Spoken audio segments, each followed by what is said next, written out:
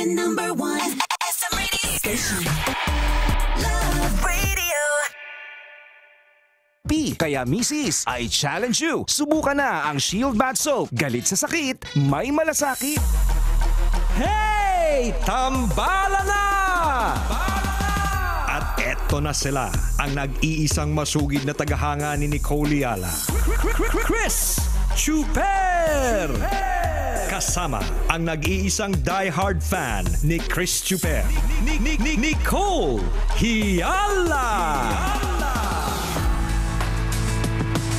Mula sa Mahiwagang Burnay, ang kwento.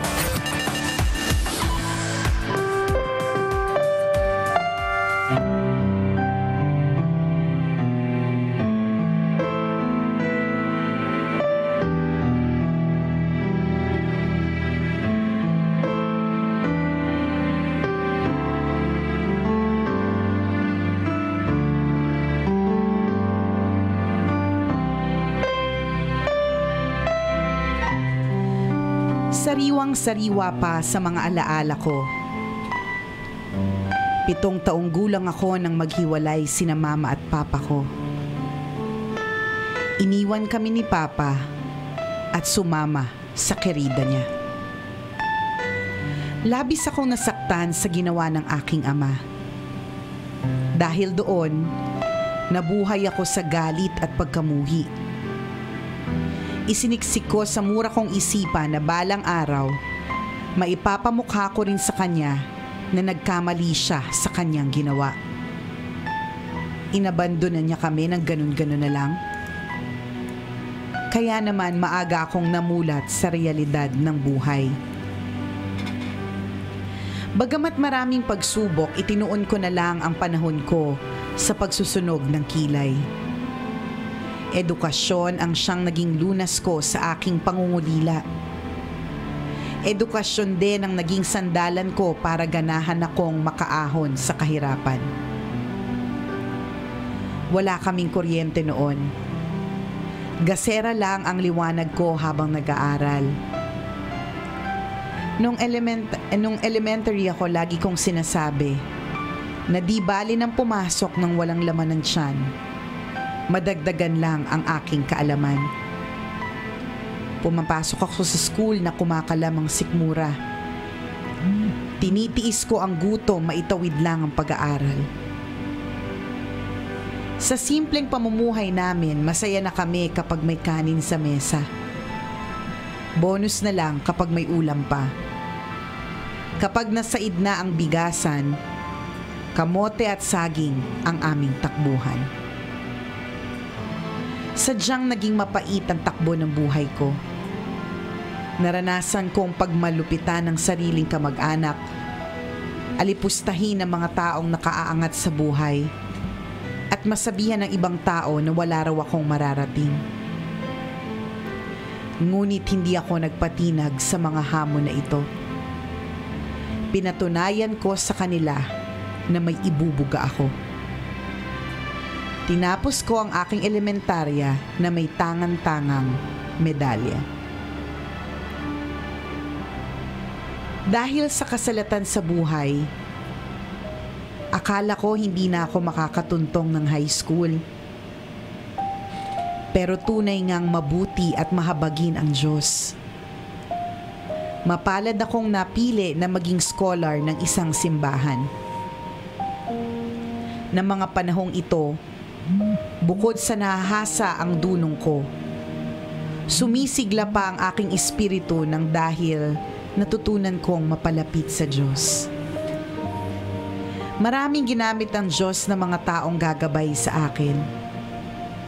Kung dati ay nagtatanong ako kung bakit ako naghihirap, ngayon alam ko na dito pala ako tatatag. Gamit ang matinding pagnanais na magtagumpay, natapos ko ang high school na may tangan na namang karangalan. Ngunit kasabay nito nabalitaan ko na lang na namayapa na ang aking ama dahil sa stroke. Sa kanyang burol ay pinagmasdan ko siyang mabuti. Magkapantay na ang kanyang mga paa. Wala nang buhay pang maaninag sa kanya. Noong mga panahon na yon, hindi pa rin ako makapaniwala. Hindi ko pa rin matanggap na tuluyan na niya kaming nilisan. Ang galit at pagkamuhi sa puso ko ay napalitan ng pagsisisi, pagmamahal at pagpapatawad. Sa harap ng kanyang ataul, ipinangako kong tatapusin ko ang aking pag-aaral. Nang mag-college ako ay scholar pa rin ako. Sinuportahan din ako ng lola at tiyahin ko sa mga gastusin ko. Kumuha ako ng kursong Bachelor of Science in Electrical Engineering sa Batangas State University. Para akong dumadaan sa butas ng karayom.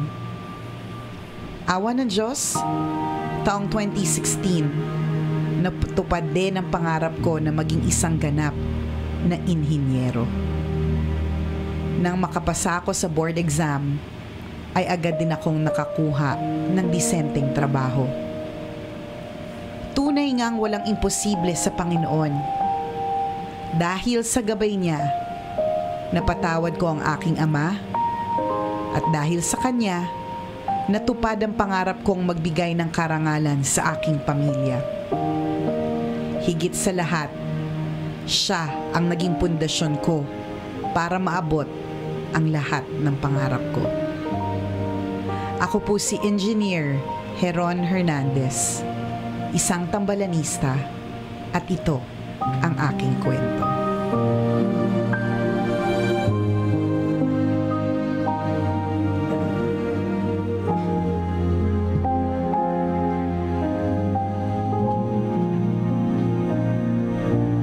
Very inspiring. Sarap naman ng kwento ni ano. Sarap makinig ng Ni ganyang klase ng Heron. kwento kasi Tama. nakaka-motivate mga kaibigan. Yung tipong pag alam mong walang-wala ka na, makinig ka lang ng ganitong klase ng kwento Correct. mula sa mga taong mas wala sa'yo. Di ba? Mas walang resources kesa sa'yo, pero kinaya makaahon sa buhay. At saka ito na naman yung paulit-ulit na nire-remind po sa atin, lalong-lalo na sa mga estudyanteng nag-aaral, napakahalaga po ng education. Yes. Ang hirap kasi po sa atin, mas gusto po nating i-educate ang sarili natin sa mga Mobile Legend. Mabilis kayo doon. Sa katawan ng Yan, sa ng anatomy ng jowa mo. natin. Alam mo, pinagdaanan din naman namin yan. Nung araw, ang kinaadikan po namin Tetris. Tama. Pero di ba, Tetris? Super Mario. Nagagalit ang mga magulang namin kasi nakatutok na naman kami sa brick game. Yan, di ba? Kumbaga parang yung ML na yan, yung mga League of Legends. Yan. So, basta yung mga online games yan, talaga namang nakaka-addict at nakakatuwa din naman talaga. Correct. Meron naman siya talagang itinuturo sa atin. Pero mas importante pa rin yung pag-aaral mo, ha? Remind ko lang. Kasi kung Tama. mas maraming oras yung sinespend mo para mag-online games or to be online on social media. Okay, baka sabihin nyo, galit kami sa mga nag-ML. Hindi nga naman naintindihan yun. Sabi niya, kayo mga tito-tita kayo, magtistigil kayong tatlo. Hindi naman kami galit kasi hindi din naman namin naiintindihan yung ML na yan. So, ba't kami magagalit sa isang bagay na hindi naman namin naiintindihan? Pero ang sinasabi lang po namin ay kung if you spend so much time on your gadgets rather than studying, actual studying, kasi minsan sabihin mo, nag-google ako diba? Pag Yun ang diba? Siyempre, totoo naman, mag-google ka, what is the kemerut, diba? Pero mag-appear na notif, puro notif. O kaka-appear na notif, before you know it, diba? Nag-Facebook ka na pala, o kaya nag-ML ka na pala. Hanggang sa nakalimutan mo na pala, nag-aaral ka pala, kaya ka pala nag-phone, Correct. diba? Yung research na ginawa mo, 5 minutes, pero yung 55 minutes, Correct. napunta kung saan sa ang site, di ba? Na hindi na natapos yung trabaho mong research. Totoo yan, 'di ba? Education is key. Tingnan mo paulit-ulit na sinabi ni Engineer Heron, 'di ba, na edukasyon yung nagpatatag sa kanya at Yes. edukasyon, 'di ba, yung dahilan kung bakit siya aangat sa kahirapan, 'di ba? Isipin mo anong eksena nila, kanin. meron silang kanin sa mesa, masaya na sila noon. 'Di ba? Isipin mo, swerte nila kung may ulam. Grabe, 'Di ba? no? Samantalang ilang kanin ng ilang butil ng kanin yung hindi mo inubos kanina. Ba nung almusal. Di ba Nagreklamo ka tigas-tigas ng kanin. Kasi tigas lang naman ang head mo yan. Saka ng pes mo.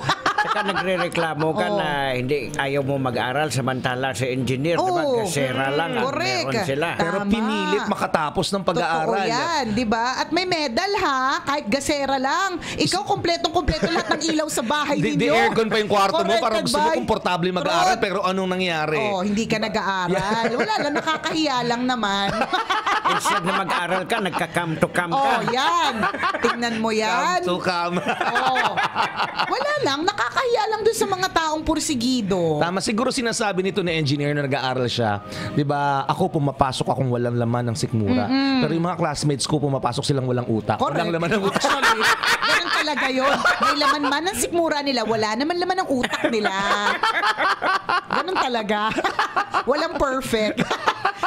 Engineer Heron, we are happy that you engineer ka na. Yes. And we are happy that you found in your heart the virtue of forgiveness.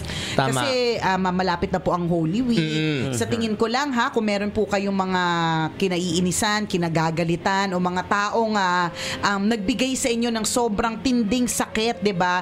Baka naman it's about time. Yes, diba? learn Baka to forgive naman, and forget. Isang hugot din 'yon. Totoo. Kasi sabi nga, forgiveness is not for the weak, it is for the strong, 'di ba? Yes. Kasi kung talagang matapang ka, maiintindihan mo na kailangan mo talagang magpatawad. And alam mo, kapag nagpatawad ka, ang sarap sa pakiramdam. Hindi madaling gawin 'yon, pero kakayanin mo 'yon for sure. Correct. 'Di ba? Napakarami ng pwedeng gawing hugot talaga sa kwento mo, engineer. At first talagang ako pag nadidinig ko yung ganung klase ng kwento ay pity you, 'di ba? Pero nung nalaman ko yung hanggang sa huli ng kwento mo, naging parang admiration na yung nangyari. Correct. Nakakabilib ka. Oo, na parang wow, grabe, kinaya mong lahat ito. 'Di ba? Samantalang yun nga pag ikukumpara natin doon sa ibang namang mga resources, pero hindi nakakapagtapos ng pag-aaral, 'di ba? Mas pinipiling maagang nag-asawa, pero ikaw alam mo yung priorities mo sa buhay. Tama. Kailangan makatapos ako ng pag-aaral at hindi ka nakatapos ng basta-basta lang. Tangan kang with karangalan. honors, with medal. Taray mo. 'Di ba? Saludo kami sa iyo. Galing mo, engineer. Lodi ka namin ngayon talaga. Totoo yun mga kaibigan, let's value education. Correct. Yan po yung magiging passport natin to a brighter future. Tama. Kasi sabi nga ni yung tropa mo to si Ernie Baron. Diba? Knowledge is power. Yan. Ako magma-master's degree ng talaga Ako din, partner. partner. Totoo yan. Nakaka-motivate yung ganyang kwento eh. Mag-masters na tayo, partner. Sabay tayo mag-enroll. Sige, kailan? Anong Basta master? June. Anong master mo, Chris? Ako, electrical engineer. Bakit? Na-inspire masyado kayo. Gusto ko rin maging inhinyero. Hindi basta-basta yung course niya. Ikaw, anong gusto mo? Mag-aaral ka ulit. Hindi ko alam eh. Kita mo na. Gusto mo, wala kang plano, chuper. Hindi mo nga alam gusto mo eh. Magmamaster ka. Anong master? Ano mamasterin mo? Alamin mo muna, partner. Oo nga, ano ba ang gusto mo talaga mangyari? Ay, nakakaloka. Hindi, nakaka-motivate lang talaga kapag nakakarinig ka ng ganyang klase ng kwento. Tsaka alam mo, kapag meron kang edukasyon, mas madali mag-apply ng trabaho. Tapos kapag nga dinadagdagan mo yung edukasyon mo, actually, mas mabilis din ang promotion. Alam mo, meron ako nga isang kakilala na lawyer siya. Wala masyadong tanong-tanong dahil lawyer siya. Nung pre-promote siya ng bongga, wala nagtanong. Wala nagtanong, lawyer siya eh. Oo naman. Diba? Parang bakit mo tatanungin? Lawyer naman siya eh. Diba? Correct. Ganun yun eh. So, meron talaga, there is value in education, kabisyo. Yun. So, kung nisip mo ngayon, wag na lang mag-aral, nakakatamad kasi Lunes. O, bala ka dyan. Bala ka sa buhay mo. Bala ka sa buhay mo. Ikaw naman ang lugi dito, hindi naman kami. Ang dami natin na tumatak din sa isip ko, partner Tanghenyo, yung huling nagpadala sa atin mga nakarang araw nakakalipas, na yun nga talagang dati kine-question niya yung pagiging mahirap pa. Pero sa pagiging mahirap na pala yun ang naging direksyon niya para umangat. Correct. Diba? Ako, partner, sa tingin ko, 'di ba, hindi naman tayo nabuhay na marangya eh. Sa tingin ko kung bakit tayo marunong mag-appreciate is yung mga dahil dumaan tayo sa hirap eh. Oo, alam natin yung experience ng wala, 'di ba? Iba talaga yung kapag dumaan ka sa hirap. Alam mo paano paghirapan yung isang bagay. Correct. Yes. Alam mo, yun yung concern ko dati eh. Sa mga anak natin, 'di ba? Syempre dahil nga pinaghirapan natin kung ano meron tayo ngayon. Alam natin na ang wish natin hindi maghihirap yung mga anak natin. Gets mo? Parang hindi natin ialaw na wala silang crayons. Ayun na naman yung sugat ng kabataan. Ito na naman yung stigma sugat. yan, dala-dala talaga yan hanggang sa pagtanda. Isipin mo, magpo-40 na ako this year. Yung hindi kompleto yung crayons ko nung elementary ako, hanggang ngayon dala-dala ko yun. Diba? Grabe yung stigma nito eh. So, alam ko sa sarili ko na yung anak ko, hindi ko hahayaan na hindi kompleto yung crayons niyan and so much more, diba? So, ang tinanong ko noon yung kaibigan ko, sabi ko, kung ang anak ko ay hindi lalaking mahirap, paano siya magiging matatag? Sabi ko, kasi ako alam ko sa sarili ko. Ano pa yung papangarapin niya kung lahat ibinibigay mo na? Oo, ganyan. Tapos ang sagot niya sa akin, huwag kang mag-alala. May iba din namang challenge na ibibigay diyan sa anak mo. Hindi Crayola. Para maging matatag siya. Kasi yun yung concern ko. Kasi, di ba, katulad na to, kwento ni Heron. Sabi mo yung kwento na may wagang buran ni isang araw, mga nagpursige kasi mahirap. Paano nga kung hindi naman sobrang hirap? Paano kung kahit papaano nakakaangat sa buhay? Paano sila magiging matatag? Kawawa naman sila. Magpapanggap sila mahirap. Hindi totoo. Gugutumin nila sarili nila. Hindi naman nila gagawin. Papasok sila walang baon. Corrected by? Diba? Kahit meron naman talaga sa rep. Kahit may pangulam, kanin lang titirahin. Para love experience. Ikaw, engineer, nililito mo kami. Diba? Totoo naman eh. Magdidikdik ng asin, mag-uulam ng toyo at mantika, kahit sa totoo lang, mag-beef steak. Kahit may kredo sa bahay, kasi na gagamitin. Diba? Gets mo, partner? Parang, kasi kung pag namahirap ka, tapos hindi naman mas madali, pero parang yung pagpupursige o yung puso mo to succeed nandoon. Kasi alam mo na meron kang hinahangad na mas mataas, 'di ba? So yung values formation nun, napakatibay talagang pinatibay ka ng kahirapan mo. Papaano nga kung hindi? Kasi 'di ba lahat naman tayo, I'm sure lahat ng mga magulang ang gusto natin para sa mga anak maging maayos yung buhay nila. Lalong-lalo na kung naranasan natin yung magdikdik ng asin, magkasera, pumasok ng walang laman ng tiyan, corrected by yung mga ganun. Paano naman sila tuturuan? Pero yung sagot ng kaibigan kong very wise, huwag kang mag-alala. Kasi smart si Lord eh. Alam niya kung anong bibigay niyang problema diyan para maging matibay din yan. Hindi niya, 'di ba? Kasi ako problema ko yun, sabi ko lang dito magiging matibay. Yun kasi talagang well provided ang mga bagay-bagay. Kasi pag well provided, parang san pa? Paano ka titibay doon? Naku, diba? Payuhan mo yan sa mga magiging jowa niya. Feeling ko isang aspeto yun eh. Doon yung trial.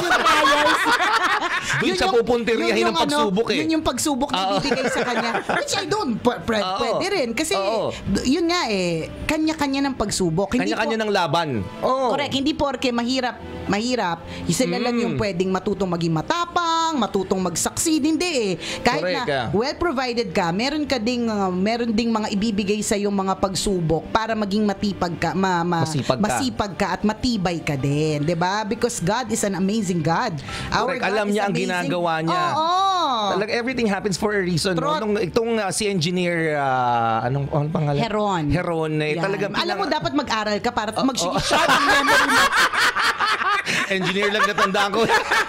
Si Engineer Heron. Di ba talagang kina-question niya, Lord, bakit kailangan kong maging mahirap pa? Nung pala, paglipas ng panahon, ipinarealize sa kanya ni Lord na, kailangan mo maging mahirap para paghirapan mo ang lahat ng bagay, ma-appreciate mo at maikwento ka sa mahiwagang buhay na meron kang ma-inspire na maraming tao today. Yun ang mga dahilan, you mga have kaibigan. already served your purpose now. Na we understand why. Di ba sa mga una, hindi natin naiintindihan kung bakit eh. Di ba? Nagagalit na tayo. Sabi nga, meron akong nabasang quotation na maganda. Patience is when you choose to understand rather than be angry about it. Sa halip na magalit ka, intindihin mo bakit. Diba? Correct. Kasi may rason ang mga bagay-bagay. Tama ba Tanggenyo? Ay, tama ka dyan. Kung sa kagaya kanina yung tinatanong mo, Nicole, kung ano bang mga pagsubok ang dadaanan ng mga bata ngayon na provided na. Correct. Kasi may halin tulad natin yan para sa mga games, sa mga laro. Sa stage 1, kung ito yung ano mo, ito lang yung obstacles mo. Pag stage 2, iba na naman.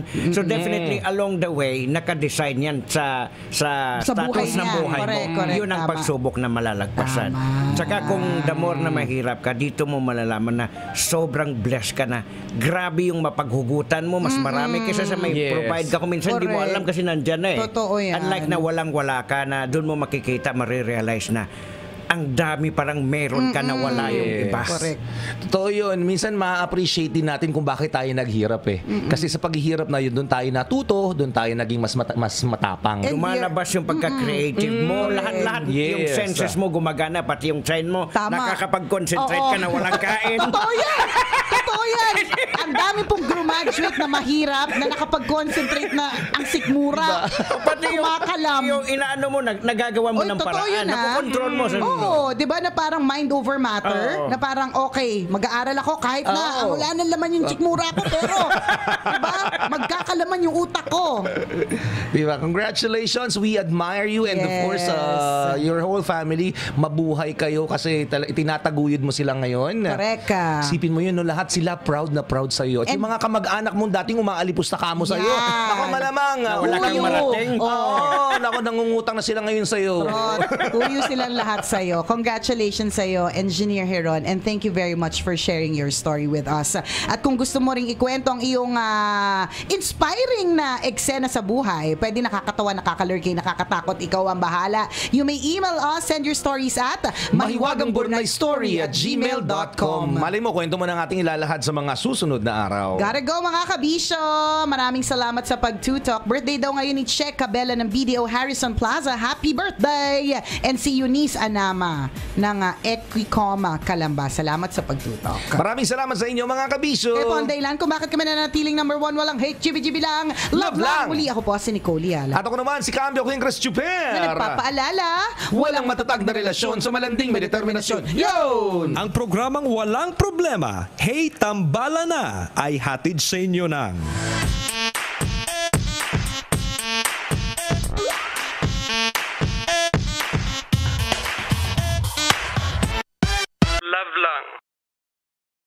Always your number one. SM Radio Station.